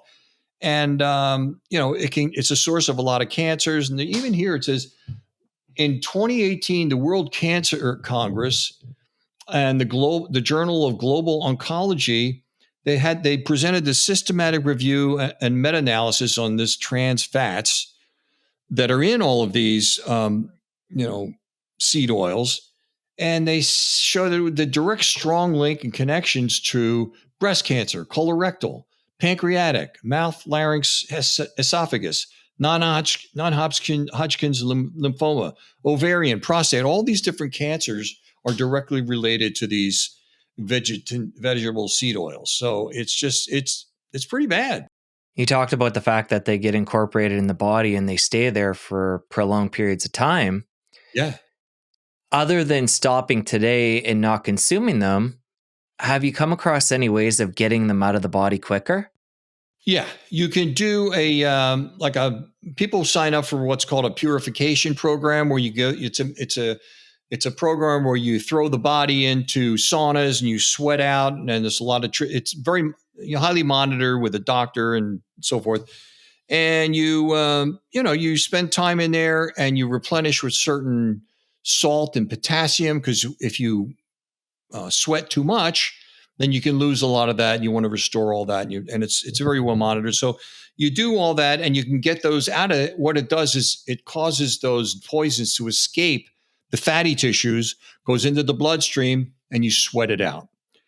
But anyway, there are things like that. I don't cover that in the book, but you just want to make sure you avoid that. Get into a sweat program. Make sure you're working out where you're getting some sweat going. You want to make sure you do that. But yeah, he allowed me to use a couple of his graphs that are. See, in my book, I have a lot of images and graphs and charts. It makes it easier for the reader to understand better. I mean, they can understand when they see the obesity graph going like this, and it started right where the the food pyramid started, and things like that. So they can oh yeah, wow, I really get that. And so I like to use a lot of graphs and charts and images and so forth, so people can really understand. It's not just dense paragraphs of information. So I like to break it up, and so that it's more easily assimilated, more easily digested, so to speak. And you talked about the sweat programs that you can go through to get these oils out of the body quicker. Have you done one of those? And after your heart attack, when you were, re-changing your whole lifestyle around for the better, are there any other baseline protocols like that you did to reset things before you adopted what we've talked about today? Well, the main thing is that I went low carb keto. I wanted to go like our ancestors did. I thought, because on my website, danieltrevor.com, you can see, if you scroll down, I have a video there, a 7-minute video that tells my story and all that. And then if you scroll down past all the endorsements and so forth, I have some images of my new hunter-gatherer physique. And I just want to tell you, I didn't have any of that going on prior to it. I mean, it doesn't matter your age. You're just going to look like one of the guys that the pictures that I have in the book in chapter 3. There's this guy, he's got gray hair, but he's got these 6-pack. It's like, what? So I just try to emulate that. What did our forefathers, how did they eat? What were their bodies like? They had healthy microbiomes. They were just very healthy specimens of human beings. And so I try to emulate that. And, I just make sure that I get sweating to the point at the gym where I am sweating, where I am releasing this kind of thing, and I'm getting any poisons out of my system. So you make the transition, and you want to watch out for some of the foods. You want to watch out for, let's say, when you're getting olive oil, you want to make sure it's been corrupted so much. It's like 80% of it out there it's just, they use a little bit of olive oil in the bottle, and the rest of it is like some cheap soybean oil or cottonseed oil, that kind of thing. But so you really got to do your investigation, make sure it's an authentic, maybe a little more expensive, but hey, it's safe. It's and you got to watch out. Don't eat any of the meatless meats or veggie burgers, because those are loaded with these seed oils. It's like the second ingredient. Just like wheat, they put wheat in everything. Wheat. Check out this stat. The average supermarket has 60,000 products. 59,000 contain wheat or some form of wheat. Even Twizzlers, the candy, the second ingredient is wheat. Remember I told you about how it turns on this gliadin, which, stimulates the opiate receptors in the brain. So they're really coming after our opiate receptors. And with the same thing with these seed oils, they're deadly. They're putting it into everything. Everything from mayonnaise to salad dressings and, everything up and down the aisles, the soups, the this, the that, the crackers, the cookies. You're going to find some seed oils in all of them. So sorry, I know that's bad news, but anyway, that's the thing with that you want to avoid the meatless meats and the veggie burgers because they're just loaded with that crap. You've brought up olive oil a couple times. When it comes to supplementing the diet you've already talked about, what different oils in the plant realm and animal, things like olive oil, tallow, coconut oil, what do you use? The only thing I use is mostly butter. I don't make myself salads anymore. I'm not a salad guy, so I don't need a salad dressing. I was listening to Dr. Kenobi, Dr. Chris, and he was saying that he uses for his salad dressing, if he makes a salad, he'll melted butter. He says it tastes great. I know it's safe because it's pasture raised butter, that kind of thing. So I thought, well, if I'm going to make salads again, I'm going to do that because I don't buy olive oil. The only oil that I get into my body is the powder that I have, the MCT oil powder that I put into my coffee, only because it creates ketones, helps suppress appetite and so on. So that's the only oil I do. It's butter for me. I put butter in my coffee, maybe some heavy whipping cream, because again, fats do not break your fast. So you can get away with that. The only thing that's going to break your fast is the carbohydrates and the proteins. So you don't want to have any smoothies or protein shakes or anything because that's going to break your fast. You only want fats. One of the other items that comes up as a constant controversy even today is salt. Do you salt your meat? How do you feel about salt as part of a healthy diet? I do a lot of salt. Yeah. I have I don't know. In the back of the book, I have, there's a section, what do I call it? Please do pass the salt. Because there was a whole false information that came out. I think that back in Congress in the 70s, they came up with this whole thing of the salt is dangerous and everything. And it's not that, it's a bunch of bullshit. So anyway, no, our bodies need salt. We always had salt. Anyway, I go into that in that section, but you can feel free to use the salt, but I would prefer you use what's called the Himalayan salt that's been, because that was under, for centuries, that was under water for a long time. And then when from the Himalayas, everything, all the water went away and they left these massive deposits of salt. And it's very good for you. It has all these amazing, amazing minerals in it that are really good for you. And so you don't need to back off from that. I mean, I stay away from the salt that's in the restaurants, that kind of thing. So what I do is if I go out to some place and I even recommend this in book, I say, bring some of your own salad dressing that is healthy. Bring some of your own salt, get a little tiny thingy so you can put it on there. But yeah, just use the Himalayan salt or the pink salt. There's another brand. I don't know. I don't have any connection to any of the brands, but just something that has a lot of minerals in it that is very natural for your body. And it makes your food taste better too. Earlier when we talked about intermittent fasting, you talked about the fact that you like to go 18 hours to get that autophagy benefit. I'm curious, do you ever push the fast beyond that period, doing like a day or multiple day fasts to go deeper into that autophagy? I do once or twice a month. I'll do 24 hours. Not because I plan it. It's just because if I get busy, I go, I don't have time for that today. I'll be on the road or this or that. And I just skip it because again, I'm ketogenic.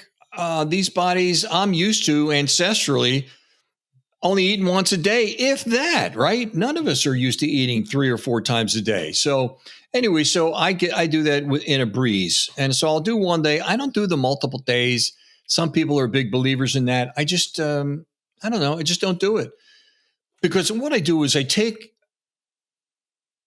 care to keep an eye on my blood levels. Every 6 months, I'm always checking my blood levels of everything.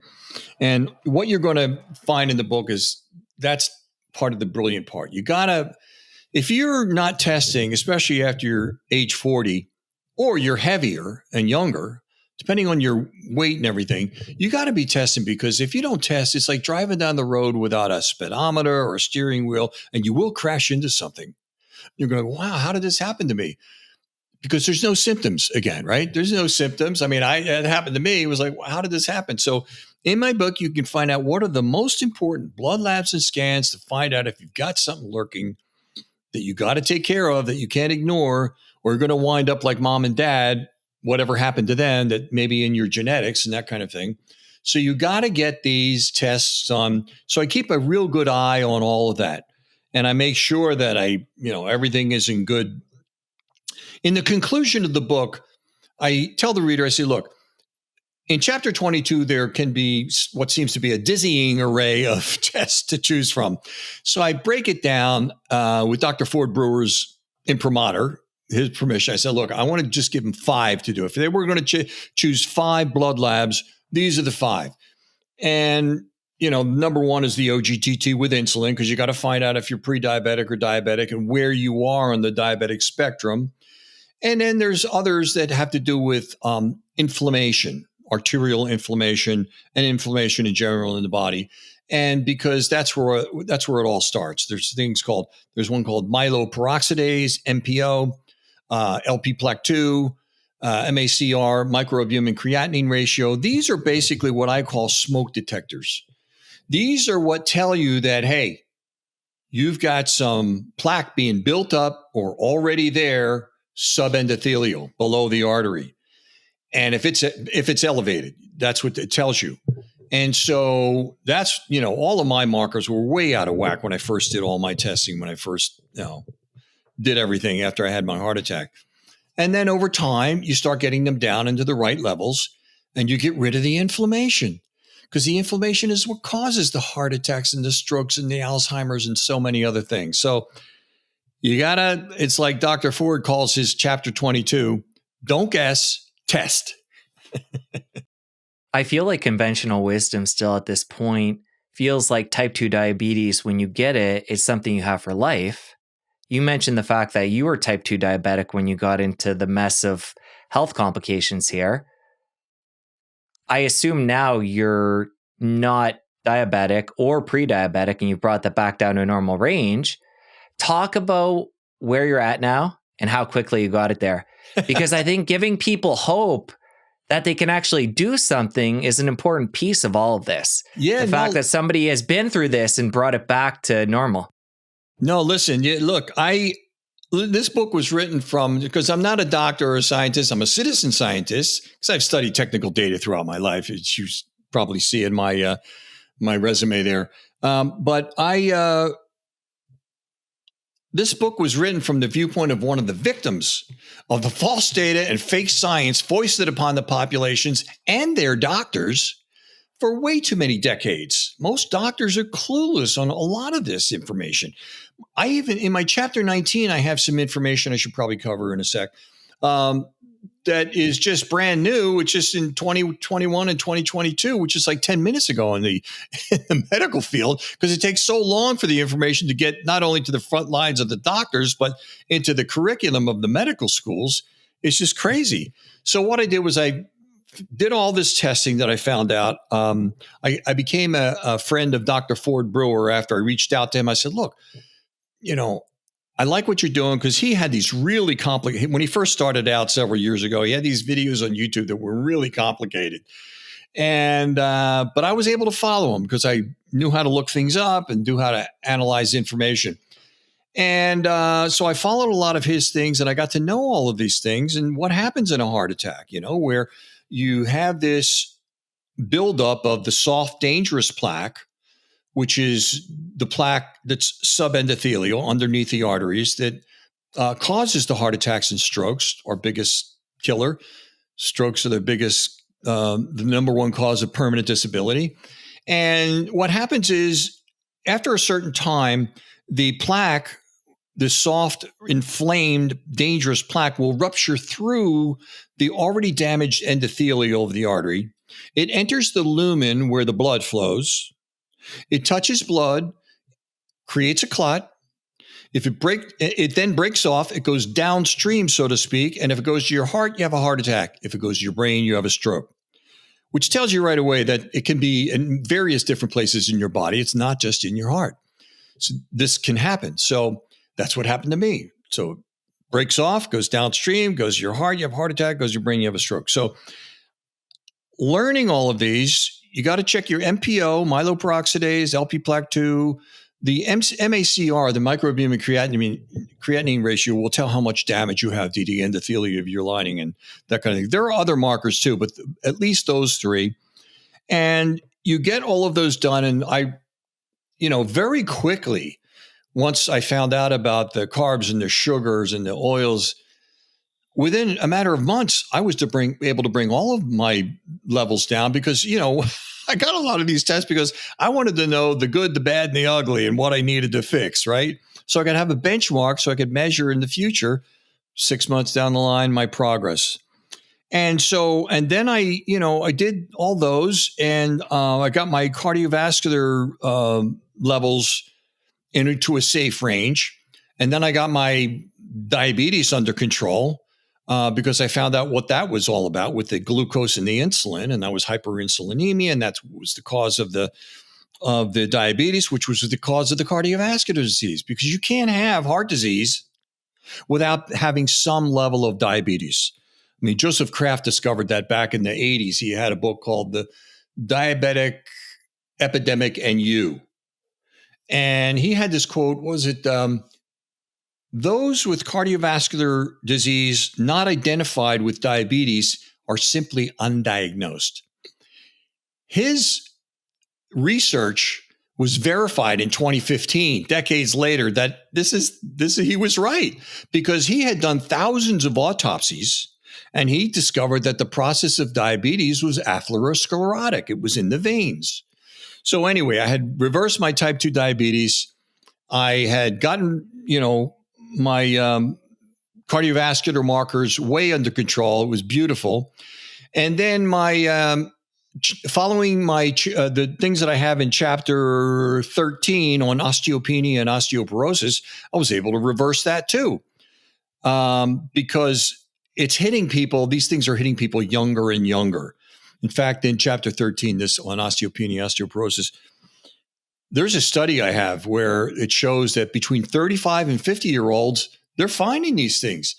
And that's why I say, look, you got to get a DEXA scan and tell your doctor you want a DEXA scan. And if he tells you you're too young, show him this study that they're finding these things, osteopenia and osteoporosis, between the ages of 35 and 50. And then my non-alcoholic fatty liver disease, oh my God, I was able to reverse that. It took a long time.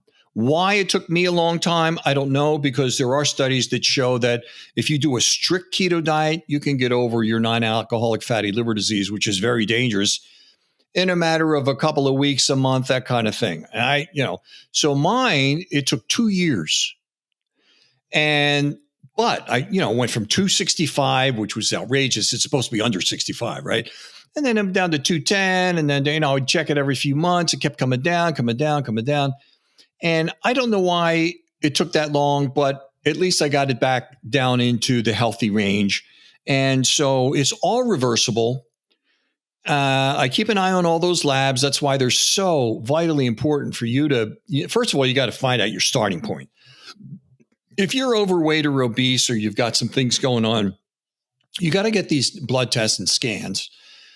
And then that's why in chapter 19, which I want to come to, which I said I wanted to come to, is because there's a big difference between soft, dangerous plaque and what's called calcified plaque.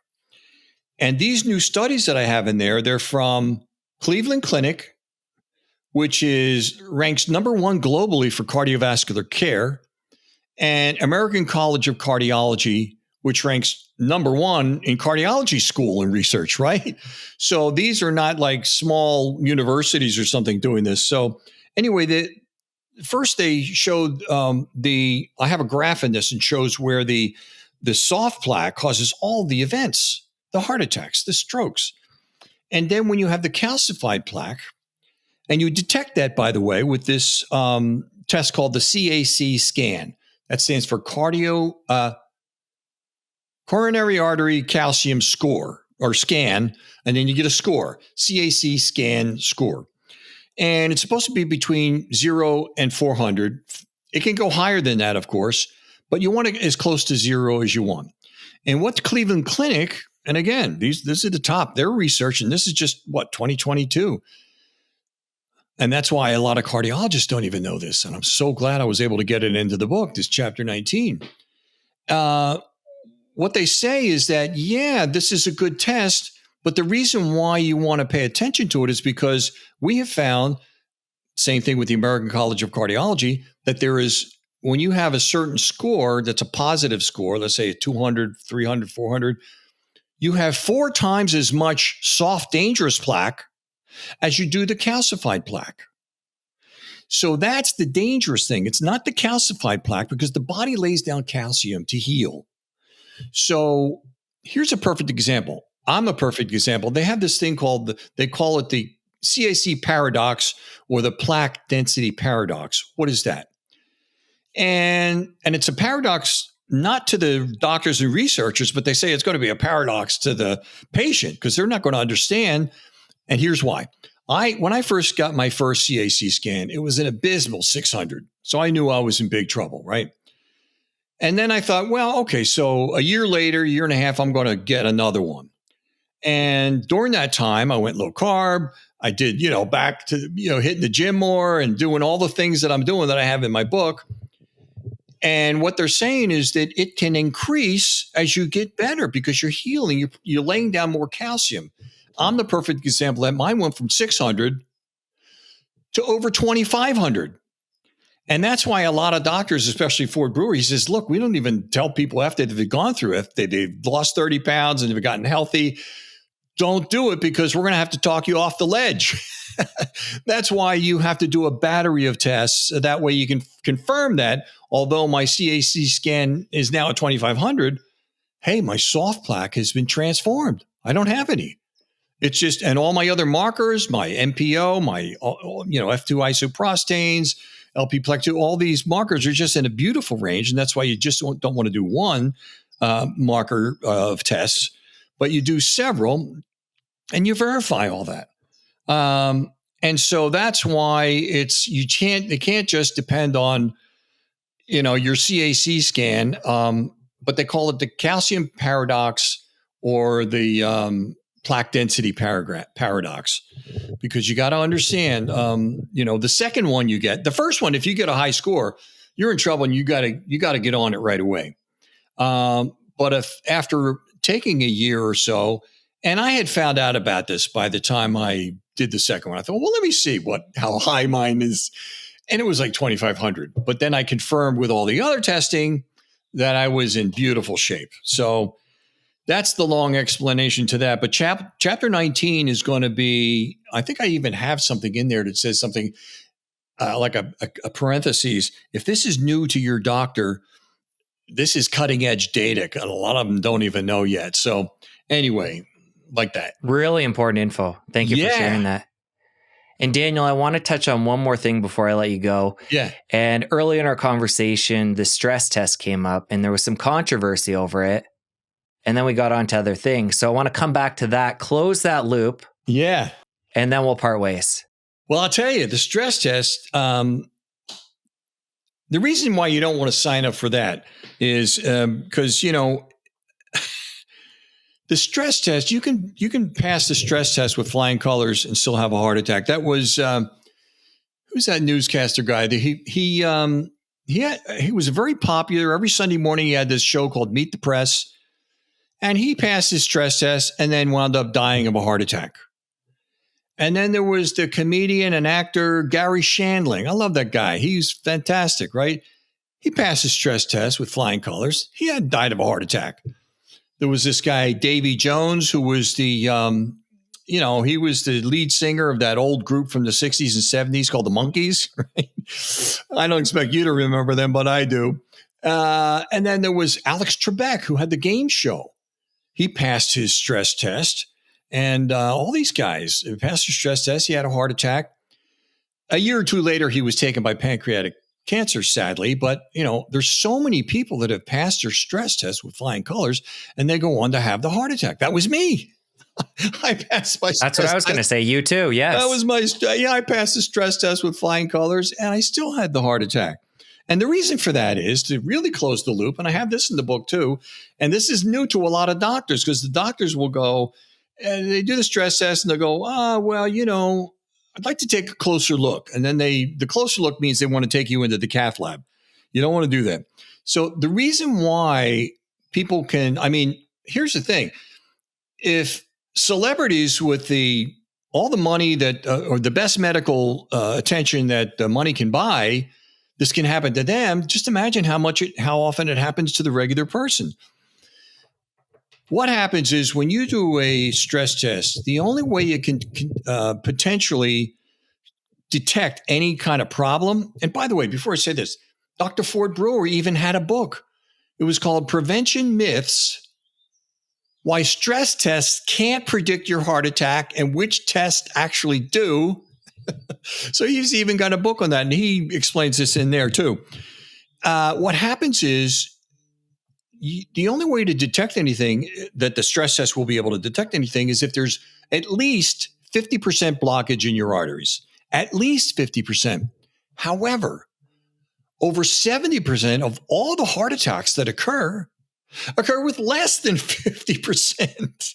It's like, what are we doing here? What's the point? Why don't, if I know that, now you know that, why don't the doctors know that? But they just don't get it. I guess that, some of those studies are just, and then again, I think I go back to, and look, I'm not pointing any fingers, but there's such an enormous amount of money made in what's called the wicked triangle, the stress test, with the cath lab, and then you wind up with a stent. I call it the wicked triangle. It's in the book, right? Chapter 17.